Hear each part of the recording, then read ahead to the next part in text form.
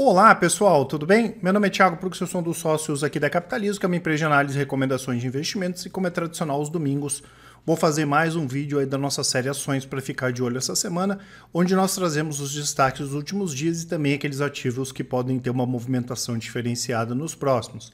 Lembro que eu vou trazer informações do nosso setor de análise e também de mercado e, claro, mostrar aqui algumas das nossas recomendações para vocês entenderem como a Capitalismo está posicionado no curto prazo, no médio prazo e também no longo prazo, nos mais diferentes tipos de investimentos. E, claro, vou deixar para vocês aqui o cupom Boas Festas, que dá 20% de desconto na compra dos nossos produtos pagando no cartão e 30% pagando à vista no boleto, né? Lembro que essa promoção vai até a segunda-feira, né? Eu vou deixar para vocês também o nosso canal aqui do Telegram.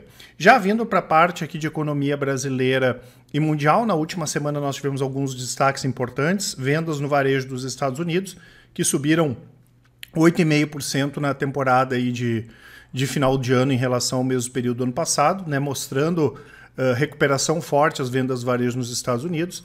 Nós tivemos aqui no Brasil a PNAD, né, que é a Pesquisa Nacional de Amostra de Domicílio, que mostrou uma taxa de desocupação de agosto até outubro de 12,1%, lembrando que o número veio abaixo dos 14,6% do ano passado. Então, a taxa de desemprego continua elevada, pode demorar um pouquinho para baixar de 2 dígitos, mas mostra uma tendência de baixa já, tá? Tivemos também o IGPM, que avançou 0,87 após alta de 0,02 em novembro, né? E com isso nós tivemos o IGPM de 2021 17,74%, um pouco abaixo dos 23% de 2020, né? A gente acredita também que a inflação vai continuar forte aqui no Brasil, mas deve arrefecer, né? A gente não espera que o IGPM de 2022 feche tão alto como, por exemplo, esses 23% aqui de 2020. E no último pregão, no último dia de pregão do ano, né, na quinta-feira, tivemos notícias boas aqui no Brasil, né, com o Banco Central divulgando que o setor público consolidado apresentou um superávit primário de 15 bilhões em novembro. Esse foi o melhor resultado para o mês desde 2013, né? E nos Estados Unidos também o número de pedidos de auxílio-desemprego com uma redução de 8 mil na semana encerrada em 25 de dezembro, né? Uma redução de 8 mil pedidos indo para 198 mil. Os números vieram um pouquinho melhor do que o esperado e mostram aí a clara recuperação, como eu já tinha comentado, da maior economia do mundo. O que esperar para essa semana? O principal dado é o payroll, né, pessoal, que são os dados de emprego de dezembro, é o principal indicador, um dos mais importantes indicadores do mundo, o principal indicador do mercado de trabalho americano. E o Fed, isso vai ser na sexta e na quarta-feira, o Fed divulga a ata do último FONC, né? Lembrando que o Fed manteve a taxa de juros inalterada, porém sinalizou que poderia subir os juros de maneira mais agressiva ainda em 2022. A gente tinha aquela expectativa de aumento de juros para o final de 2022 virada para 2023. Pode ser que abril, maio, aí a gente já veja elevação de juros lá fora, tá? Nós continuamos, né, pessoal, se posicionando para renda fixa ou para aqueles investidores que têm carteiras diversificadas, né? A gente tem aqui um exemplo de uma carteira diversificada, tem ações, renda fixa, fundos imobiliários. A gente continua se posicionando na parte de inflação, né? A gente acredita que tem muita coisa boa ainda para se posicionar e as nossas carteiras fecharam bem aqui em relação ao CDI, né? Elas têm o objetivo de bater o CDI como se fossem carteiras multimercados, né? A gente tem recomendação de fundos também, mas tem a carteira multimercado, inclusive agressiva, que rentabilizou bem acima aí, inclusive de algumas carteiras nossas de ações, né? 19%, a moderada 14%, a conservadora 7,8%. E o CDI 4,39, né? Aqui a gente percebe a diferença absurda das carteiras em relação ao CDI desde outubro de 2017. Né? Da parte de fundos imobiliários também, a gente entende que tem muita coisa bastante barata. Tem alguns fundos de CRIs que estão interessantes, mas a gente está mais interessado nesse momento em recomendações de fundos de tijolo, né? Tem muita coisa operando abaixo do valor patrimonial, inclusive alguns fundos de fundo também aí que chegaram a operar 15%, 20% do valor patrimonial, que não faz sentido. A nossa carteira também está rendendo bem em relação ao IFIX desde 2018, aqui de junho, né? 70% contra 33% do IFIX e 17% do CDI. Lembrando que nós recomendamos também os REITs, né? Que são os fundos imobiliários americanos. Em relação à nossa visão aí de médio e curto prazo, o Ibovespa tinha rompido aquele canal de baixa, né, para cima, mas continuou ainda naquela, entre aspas, lenga-lenga, aqui nessa casa dos 104 mil pontos, retornou, não perdeu, o que é importante. Se o Ibovespa efetivamente perder essa linha dos 103, 104 mil pontos, ele pode buscar os 93 mil pontos, e se retornar aqui vai mostrar que o 104 é muito forte mesmo, e quem sabe a gente pode ver o Ibovespa novamente lá na casa dos 130 mil pontos. O IVVB, que é o SP em reais, segue em tendência altista, ele estava no movimento mais lateralizado aqui, né? Que ele fez o rompimento desse movimento lateralizado. Tem mais chance do SP buscar agora, né, o IVVB, buscar a parte superior aqui desse canal de alta, mas pode também bater aqui na parte de baixo, na parte de baixo que vai continuar em tendência de alta, que hoje é a tendência do IVVB. E aqui o dólar, né? O dólar também eu tinha desenhado já aqui esse canal de alta, apesar dessa grande lateralidade aqui desde 2020, entre 5,18 aqui R$6. É possível que se ele perder aqui venha de novo buscar aqui os 5,18, ou então pode voltar a subir, mostrando que está forte esse canal de alta, ainda é tendência de alta do dólar no médio e curto prazo, né? E aí pode buscar a banda superior aqui do canal. E para o longo prazo a gente continua assim com expectativa de alta do dólar, especialmente com essa possibilidade no final do ano. Long short operou bem o ano todo, aí 50% de ganho. O rastreador, os últimos 2 meses, não foi muito bom em termos de resultado, mas não comprometeu, né? Não entregou ganhos, fechou 40%.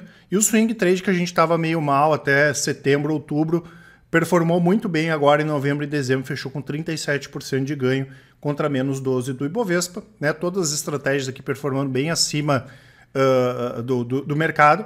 E eu mostro sempre o rastreador, que é um dos nossos carros-chefes. Aqui são operações de médio prazo, né? O swing trade é compra e venda de ações, mas é mais curto prazo, dias, semanas. E o rastreador de 2, 3 a 6 meses as operações. Aqui ganhando, como eu comentei com vocês, aqui desde 2017, fechando positivo. E o histórico também, né? Bem acima do Ibovespa, 1971 contra 74%. Lembrando, né? Como eu já comentei algumas vezes, a gente entende que por essa estratégia aqui tem muita coisa barata ainda na bolsa, né? A gente está bem posicionado e deve abrir novas compras se tiver alguma coisa confirmando aí nas próximas semanas. O swing trade a gente ganhou de tudo que é jeito, né? Com operação de venda semana passada, com operação de compra. O mercado está bem maluco aí no curto prazo, né? Com isso nós tivemos o Ibovespa fechando 0,07% de baixo na semana, no ano caiu 11,93%, quebrando aquela sequência de altas do Ibovespa. Eu não lembro se já teve alguma vez que o Ibovespa subiu 6 anos consecutivos, que é o que teria acontecido aqui se tivesse fechado positivo. Tivemos uma baixa aí de 11,93%. S&P encerrou o ano 26,89 na semana 0,85. O dólar caiu bem essa semana, né, 1,83, especialmente na quinta, caiu bem. No ano sobe 3,52. O IFIX fechou positivo, né, 2,94, no ano caiu 2,28. Lembrando que o IFIX também é a maior parte aqui dos fundos imobiliários. Então, aí nos últimos 24 meses no movimento lateral, né, não conseguiram buscar as cotas lá de 2019 ainda. E o Bitcoin caiu novamente, né, 7,35, subiu no ano em torno aí de 75%. Lembrando que nós temos também carteira de criptoativos, tá? 90% da carteira é uma posição mais de longo prazo e 10% são posições mais táticas aí de curto prazo. E o objetivo da carteira é bater o Bitcoin. A gente já recomenda criptomoedas desde do ano retrasado agora, né? Mas em março de 2021 nós montamos aqui a nossa carteira de criptos.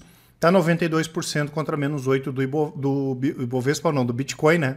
Que é o nosso objetivo, ganhar do Bitcoin ao longo do tempo. Em relação aqui aos destaques de alta e de baixa da Bolsa, né? Hoje até o pessoal não colocou nenhum BDR, estamos mais focado aqui na parte de ações mesmo. DOTS caiu 10,9, DMIL 9,6, Açaí 8 e Azul 7,9. Não tivemos nada muito relevante e negativo para essas empresas, né? A gente pede bastante atenção em relação a essas empresas de tecnologia, principalmente essas novas, que foram os grandes destaques de baixa em 2021. Inclusive vou fazer vídeo essa semana falando a respeito. DMIL, né, que é um ativo que a gente não gosta, pensando no longo prazo, né, complicada pelo controlador, aqui no caso a Profarma, a mesma coisa Açaí, ainda que tem o Cassino. E Azul, que é um segmento bastante complicado no longo prazo, né, mas daqui a um pouco pode aparecer alguma operação de curto prazo. E o principal destaque, apesar de não ter sido a principal baixa, foi Neo Energia, né, que esperou o último pregão do ano para anunciar que vai começar a pagar a royalties à controladora. Segundo a empresa, o impacto vai equivaler em torno aí de 0,9% da receita líquida ajustada, segundo os cálculos iniciais do pessoal aqui da análise, em torno aí de 2% do lucro líquido hoje, tá? Mas tem algumas questões ainda que precisam ser mais esclarecidas para ter com exatidão aqui esse valor, porque tem algumas que tem impacto, que vai pagar menos impostos, enfim. Notícia negativa, né, pessoal? Mostra uma falta de governança da empresa, mesmo que não esteja nada fora da ilegalidade, não faz sentido esperar o último dia para anunciar que vai começar a pagar royalties para a controladora, tá? Isso aí, no nosso entendimento, não faz sentido. De qualquer forma, a gente não tem nenhum tipo de recomendação aqui na Neo Energia. Entre os destaques de alta, né, pessoal, nós tivemos aqui EMAI, né, Allied 17%, as empresas de varejo subindo bem, Camil, né? Também nada muito nada novo em relação a essas empresas, né? A gente ainda continua acreditando na possibilidade de privatização da EMAI, né? Claro que se não for para 2022 isso aqui vai acabar sendo postergado. E aqui algumas empresas que caíram bastante, né? A Light tinha caído bastante, a Via, né, que eu já comentei algumas vezes que por longo prazo a gente não gosta, mas para curto prazo é interessante, e o Magazine Luiza, que a gente está posicionado aí para médio prazo, né? Acabou recuperando bem também aí na última semana. E Camil, né? Camil acho que foi mais um efeito aí, tava defasada, né? Porque a Camil anunciou boas aquisições nos últimos meses, a ação não respondeu, na última semana e deu uma disparada, né? Ela fez uma série de aquisições, então pelo menos agora o mercado acabou aí compensando e a Camil subiu 12,7%, uma empresa que a gente acha bastante interessante. Eu vou deixar para vocês aqui também, pessoal, para quem quiser dar uma olhadinha, vai estar aqui no link da descrição a nossa parte de relatórios grátis, tá? Todos os meses a gente atualiza ali uns relatórios. Para quem quiser conhecer o nosso trabalho, né? Tem um relatório atualizado ali de Itaúsa, onde investir 2022, e também 5 criptoativos para ficar de olho esse ano, tá? Vindo aqui para pagamento de proventos, né, pessoal, alguns pagamentos, né? Temos aqui Copel, Sanepar, Alpargatas e Metal Leve, dia 3, ficando ex-proventos, dia 4, Ferbasa, Energias do Brasil, dia 5, dia 6, Neo Energia e Valid, e dia 17, a Itaúsa. Temos aqui as nossas carteiras de longo prazo, né, para quem gosta de estratégias mais buy and hold, né, com exceção da carteira Top Crescimento, as outras todas ganharam do Ibovespa o ano passado, mas no longo prazo, desde o início de todas as carteiras, todas ganham dos seus benchmarks disparado, tá?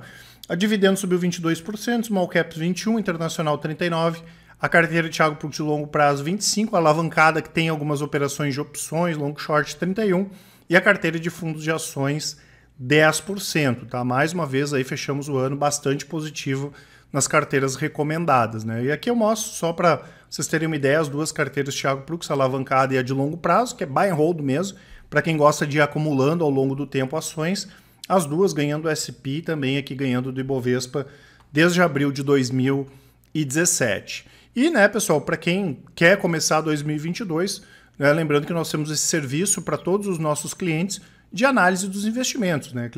Aqui o cliente passou a posição para a gente, mandamos 2 áudios ali, em torno de 20 minutos, os áudios para o cliente conseguir realocar os investimentos dele. O cliente agradeceu ali, disse que vai montar 100% de acordo aqui com as nossas análises, né, com as nossas dicas iniciais. É um trabalho bacana, lembrando que a gente é bem preocupado com essa questão do atendimento. Então o cliente pode trocar ideia com a gente, né, em relação à questão do ajuste ou montagem de carteira, até porque a maior parte dos nossos clientes aqui são pessoas que já têm algum tipo de investimento, então a gente auxilia bastante nesse processo, né? Agora, claro, quanto mais próximo ficar das nossas recomendações aí, melhor, tá?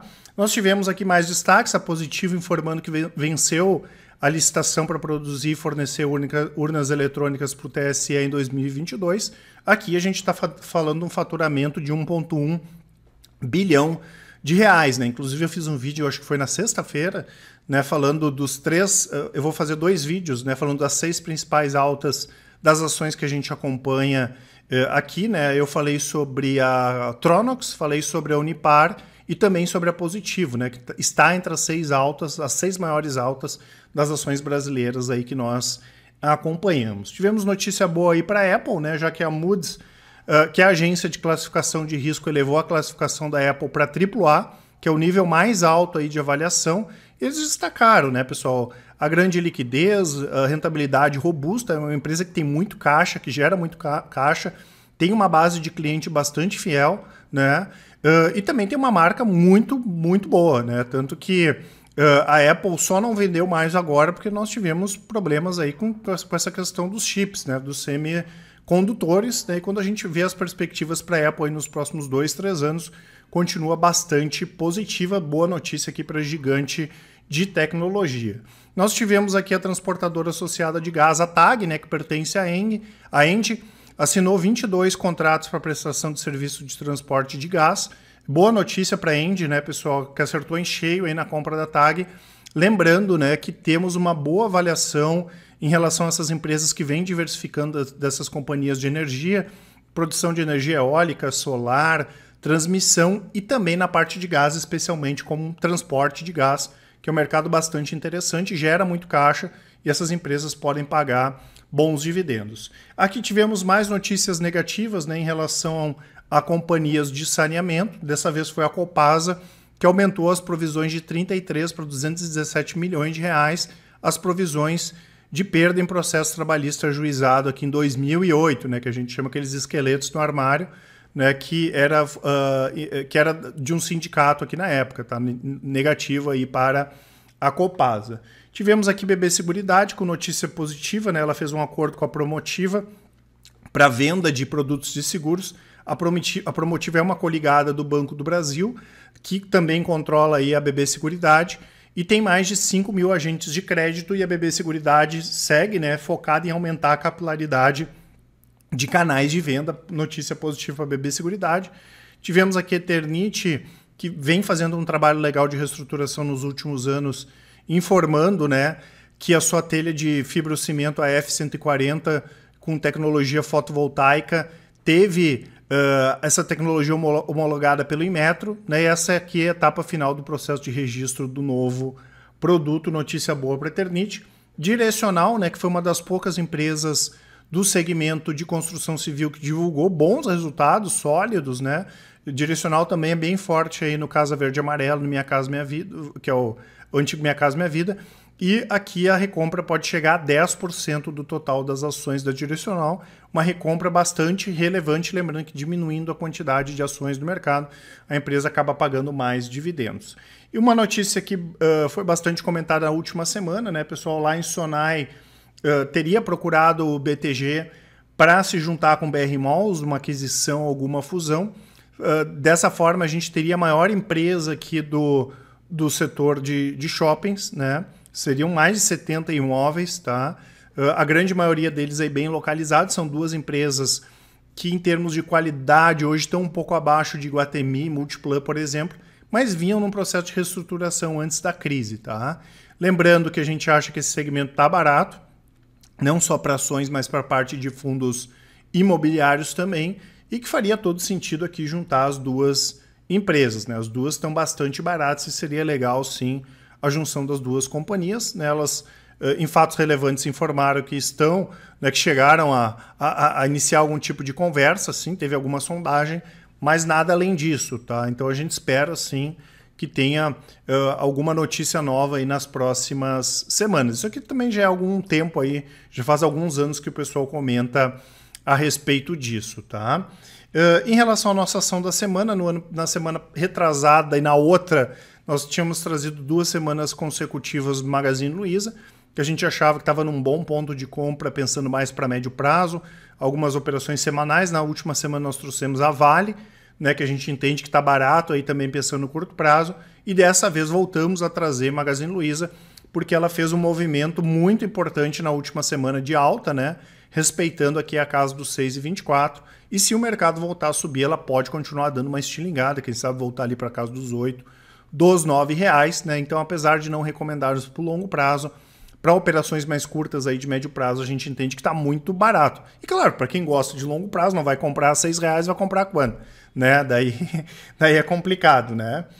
Mais destaques, né, pessoal? Nós tivemos, apesar aí do fraco desempenho da economia, as vendas de caminhões estão subindo mais de 45% esse ano. Vimos alguns dados animadores, né? A gente conversou com algumas empresas que já tem praticamente 5, 6, algumas 8 meses da produção vendida para 2022, né? Da parte agrícola, logística, enfim, tem bastante coisa e isso acaba impactando aí direto os resultados da Randon, né? A gente viu que operacionalmente a empresa já vem divulgando resultados muito fortes, né? E de certa forma a gente já fica mais otimista também para 2022. Nós tivemos a Reuters, né, anunciando que o headset de realidade virtual, o Oculus, né, da Meta, antiga Facebook, foi um dos presentes mais populares aí no final do ano, e o aplicativo, né, do Oculus ficou entre nas 5 primeiras posições de entretenimento em 5 países diferentes no último dia 24 de dezembro. Boas notícias aí para o Facebook também. A Uzi Minas, né, informou que sua controlada de mineração ultrapassou a marca de 9 milhões de toneladas de produção de minério de ferro, recorde histórico da companhia. Lembrando que o minério de ferro acabou ajudando os resultados da Uzi Minas, da CSN, né? E apesar de não ser o nosso minério mais preferido aí para o longo prazo, como eu falei, no curto prazo, né, tá barato, e a expectativa é que a gente tem que o preço do minério possa continuar subindo. Tivemos aqui a Suzano, né, pessoal, alongando dívidas de 750 milhões de dólares. É o principal risco da Suzano, que a gente mais tem que ficar de olho em relação à alavancagem da empresa. Eles já tinham alguns títulos vencendo agora, conseguiram alongar para 2025, 2027. Na semana passada eles já tinham anunciado uma alta de 30 dólares por tonelada, né, para os clientes asiáticos, principalmente a China. Mais boas notícias para a Suzano. A Positivo, 3R e CSN entrando no Ibovespa, né, a carteira que vai ser entre 3 de janeiro e 29 de abril. E nós tivemos aqui a GetNet, né, que foi a cisão de Santander, e também o BID4 fora do Ibovespa.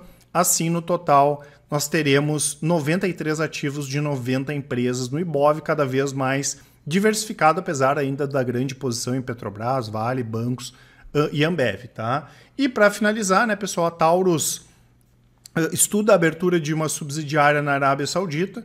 Os conselheiros não destacam que a proposta seja implementada ou por meio de uma parceria ou então com outra empresa do setor de atividade, né? Eles poderiam fazer alguma aquisição, alguma coisa nesse sentido. E o objetivo principal é possibilitar a busca, né, e prospecção de forma mais eficiente de oportunidade de negócios nesse mercado, que vai ser bastante relevante, pode se tornar bastante relevante para a empresa, já que o governo lá da Arábia Saudita, né, tem um plano, né, que é chamado de Visão 2030, né, que é focado nessa parte industrial de defesa local. Né? Hoje a Taurus depende muito do mercado americano, também não tem nenhum problema, porque é o maior mercado do mundo, mas a gente vê com bons olhos, sim, a Taurus diversificar cada vez mais em termos de receita, lembrando que a gente espera que a Taurus também tenha um ano de 2022 bastante positivo. Tá certo, pessoal? Essas informações que eu queria passar para vocês. Não esqueçam aqui de aproveitar o nosso cupom Boas Festas, né, para pagar com 20% com desconto no cartão, ou então 30% no boleto à vista. Tem os produtos aqui na descrição, e qualquer dúvida, mandem um e-mail para a gente, contato@capitalismo.com.br. Quem preferir pode nos chamar no WhatsApp ou no Telegram, pode escrever uma mensagem ou inclusive mandar um áudio, que o pessoal do atendimento vai auxiliar a todos, tá certo? Um grande abraço e ótimos investimentos. Até mais!